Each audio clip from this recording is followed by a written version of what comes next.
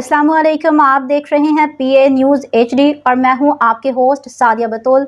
शामिल करते हैं आज की अहम खबरें। रिपोर्ट पेश करते हैं इंचार्ज नुमाइंदगान मियां आसिम बशीर से। वफाकी काबीना ने तीनों सर्विसेज एक्ट में तरमीम की मंजूरी दे दी। इस्लामाबाद। वफाकी काबीना ने Pakistan army act, Pakistan air force act और पाकिस्तान नेवी एक्ट में तरमीम की मंजूरी दे दी। वजीर आजम शहबाज शरीफ की ज़ेर सदारत वफाकी काबीना इजलास में वजीर आजम ने तमाम वज़रा का 27वें आईनी तरमीम की मंजूरी पर शुक्रिया अदा किया, जबकि वज़रा ने 27वें तरमीम की मंजूरी पर वजीर आजम को मुबारकबाद दी और खड़े होकर उनका इस्तकबाल किया।